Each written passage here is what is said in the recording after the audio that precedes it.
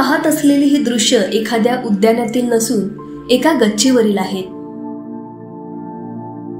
पुण्यातील गरवारे महाविद्यालयातील आबासाहेब कुलकर्णी, जैवविविधता विभागाचे प्रमुख आणि फुलपाखरू संशोधक डॉक्टर अंकुर पटवर्धन यांनी हा प्रयोग केलाय. फुलपाखरांचं पर्यावरणाचं संतुलन राखण्यामध्ये अत्यंत महत्त्वाचं स्थान आहे, जे परागीभवनाबद्दल आहे.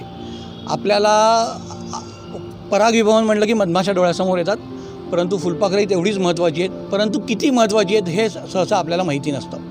त्यामुळे आमच्या संशोधनाची सुरुवात ही फुलपाखरांचं परागीभवनातलं स्थान बघण्यापासून झाली.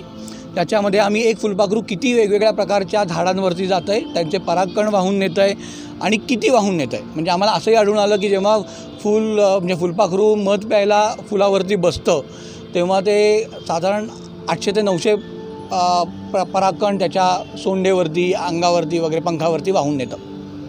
तर हे खूप महत्त्वाचं होतं. त्याचबरोबर आपल्याला अभ्यासक्रमामध्ये, म्हणजे माझा मुलगा 4थीत आहे आणि त्याचं जेव्हा मी परिसर अभ्यासाचं पुस्तक बघितलं तेव्हा फुलपाखराच्या अवस्था होत्या. मी त्याला म्हटलं की अरे हे तू पुस्तकात बघतोस ते ठीक आहे, परंतु आपण प्रत्यक्ष आपल्या गच्चीवरती पण प्रयोग करूया, आपण फुलपाखरांना वाढवूया. मग त्या दृष्टिकोनातनं आम्ही एक फुलपाखरांसाठी अधिवास किंवा हॅबिटॅट डेव्हलप करायला सुरुवात केली, ज्याच्यामध्ये आम्ही 2 वेगवेगळ्या प्रकारच्या वनस्पती काळजीपूर्वक निवडल्या. मी स्वतः बायोलॉजिस्ट आहे, संशोधक आहे, त्यामुळे फुलपाखरांना काय आवडतं आणि काय आवडत नाही याची कल्पना होती. आणि फुलपाखरांमध्ये सुद्धा 2 प्रकारची झाडं त्यांना लागतात. म्हणजे फुलपाखरांच्या आळ्या पानं खातात, त्यामुळे त्यांना पानं खाणारी पण झाडं लागतात आणि फुलपाखरू कोशातनं बाहेर आल्यानंतर त्यांना मध पिणारी पण फुलझाडं पण लागतात.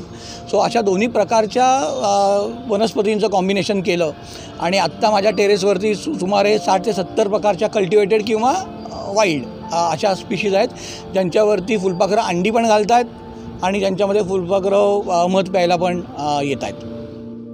फुलपाखरांचा अभ्यास करण्यासाठी त्यांनी आपल्या गच्चीवरच बाग तयार केली आहे.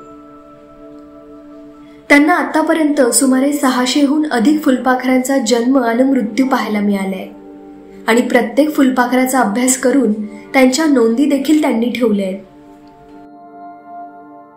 अंडी घालायला मात्र त्यांना खूप स्पेसिफिक वनस्पती लागतात आणि ते खूप चुजी असतात. म्हणजे कॉमन रे किंवा टेल्ड जे नावाचं फुलपाखरू आहे, जे सोनचाफ्यावरती अंडी घालतं, त्याला जर का तुम्ही आंब्याची पानं दिलीत तर ते त्याच्यावरती अंडी घालणार नाही किंवा त्याच्या आळ्यात एक पान खाणार नाहीत.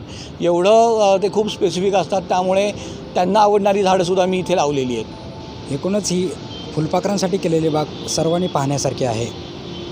प्रशांत श्रीमंदिलकर, लेट्सअप मराठी, पुणे.